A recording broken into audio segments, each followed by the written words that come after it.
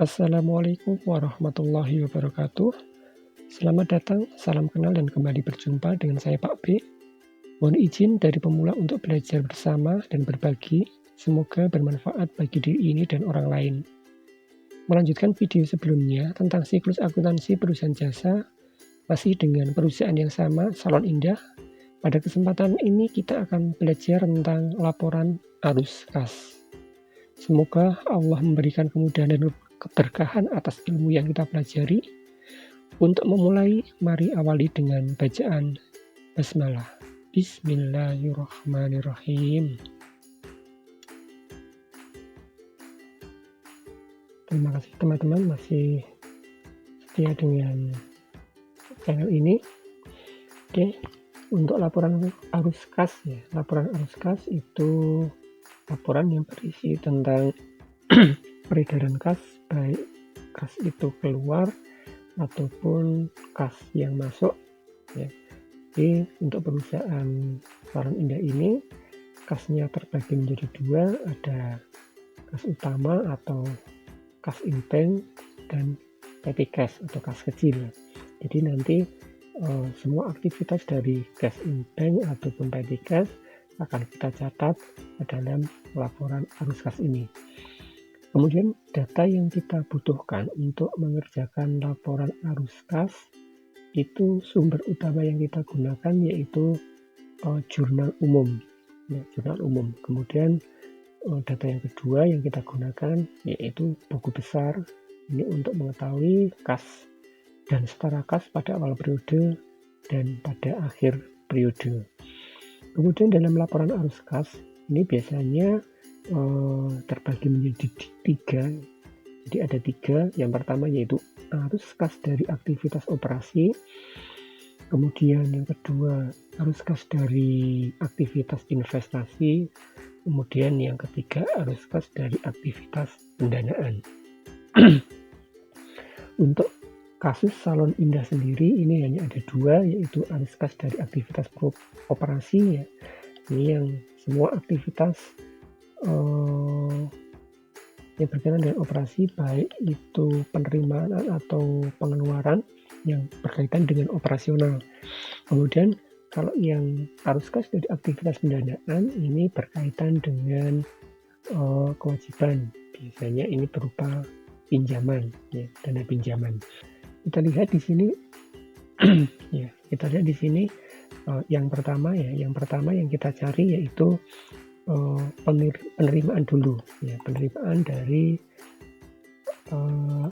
pelanggan ya, penerimaan dari pelanggan ya. Jadi penerimaan dari pelanggan itu bisa berupa dari pembayaran piutang ataupun pendapatan ya, ataupun piutangnya sudah dihapus ya juga bisa. Oke, kita lihat yang posisi kas in bank atau petty cash-nya berada di sebelah debit ya, berada di sebelah debit. Kita lihat cash in bank di sebelah debit, kreditnya bisa account receivable atau piutang usaha ataupun pendapatan ya, atau juga bisa dengan piutang yang sudah dihabiskan atau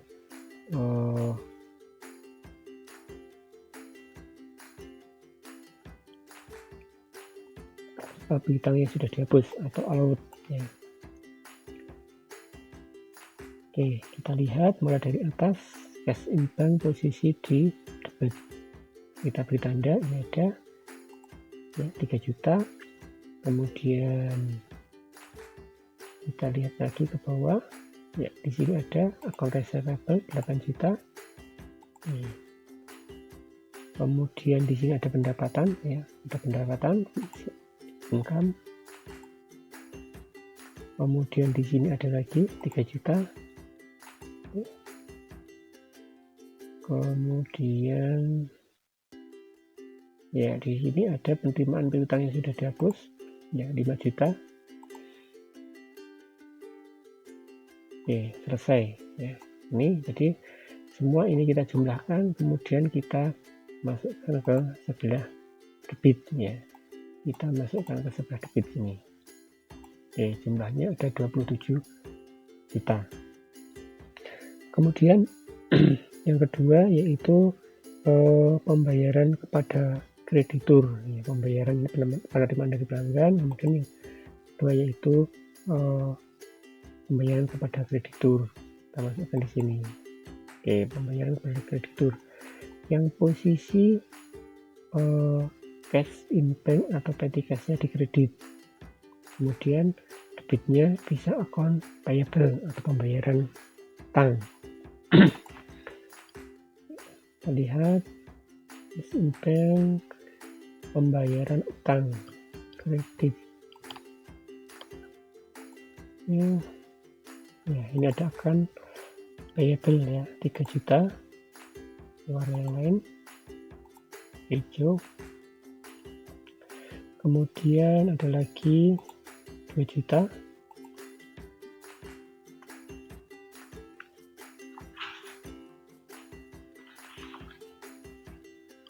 Kemudian account payable,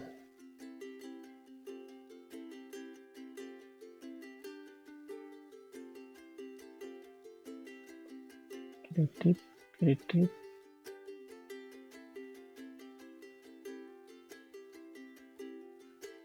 Hanya ada dua ya, pembayaran kepada kreditur 5 juta.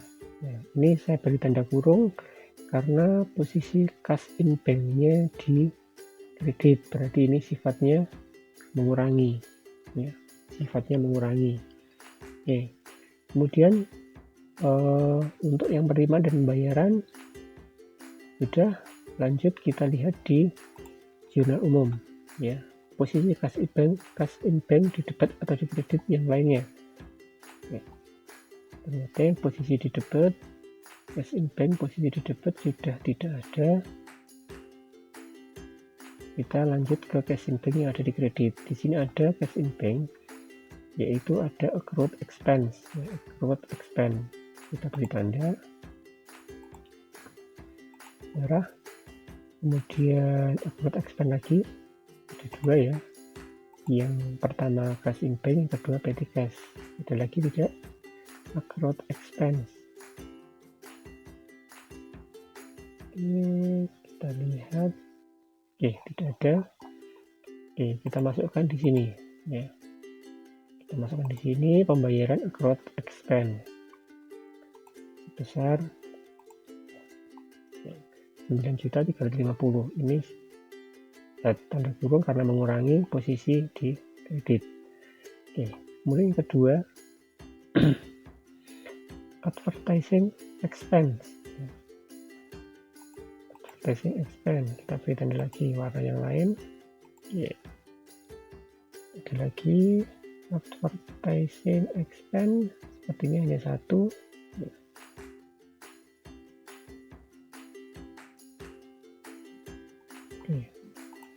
Pembayaran advertising expense hanya ada satu, 950.000.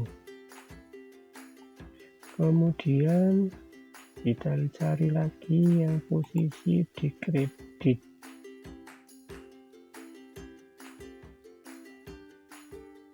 Ya, ada supplies ya. Ini 1.250.000.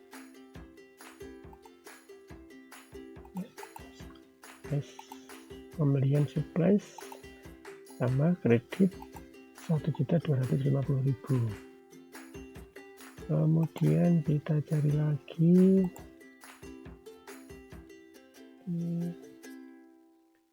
ada indah drawing ya, pengambilan pemilik perusahaan ya, besar 1 juta.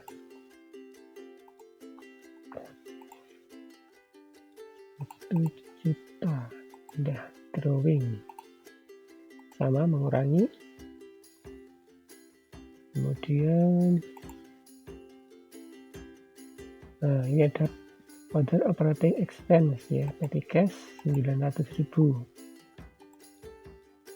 Kita beri tanda yang lain. Ini ada pembayaran other operating expense kredit 900.000. Oke, kita cek lagi. Ada untuk tanggal 30 ini tidak masuk di operasional karena ini pembayaran pinjaman ya, nanti masuknya di pendanaan. Oke, ini sudah. Kemudian kita jumlahkan ya, 27 juta dikurangi dengan sekian, hasilnya 8.550.000. Kemudian arus kas dari aktivitas pendanaan ya, ini ada dua, yaitu pembayaran pinjaman dan bunganya ya, ini oke, 5.200.000 kita masukkan. Ini yang pertama 5 juta pinjamannya, yang kedua bunga. Ini kemudian kita jumlahkan ya. Di sini saya beri tanda kurung karena sifatnya mengurangi ya, karena di sini Cash-in Bank-nya posisi di kredit, jadi di sini sifatnya mengurangi ya, karena sifatnya mengurangi. Kemudian kenaikan bersih kas dan setara kasnya, jadi 8.550.000 dikurangi 5.200.000, jadi ada kenaikan 3.350.000 ya, 3.350.000 ya. Kemudian kas dan setara kas pada awal periode ya, ada kas dan setara pada awal periode. Ini bisa kita ambilkan dari buku besar ya, buku besar atau saldo awal kas in bank plus atau ditambah dengan petty cash ya, petty cash-nya pada awal periode. Jadi kita lihat di buku besarnya. Jadi yang kita masukkan di kas dan setara kas pada awal periode, ini saldo pada cash in bank di buku besar ya, 50.800.000, ini ditambah dengan 3.700.000 oke. 54.500 ya, 54.500. Kemudian kas dan setara kas pada akhir periode, ini tinggal kita jumlahkan saja, 54.500 ditambah 3.350.000, 57.850.000. Ini bisa kita cek atau sebagai kontrolnya ya, sebagai kontrolnya bisa kita cek jumlah yang ada di sini pada akhir periode harus sama jumlah akhir pada buku besar cash in bank ditambah dengan petty cash ya, ini sudah sama ya, sama 57.850. Kemudian yang kedua bisa kita cek di neraca lajur pada saldo cash in bank ditambah dengan petty cash-nya ya. Ini ya, ini harus sama dengan sini. Ini kita kontrolnya dari sini. Kalau sudah sama berarti laporan arus kas kita insya Allah sudah benar.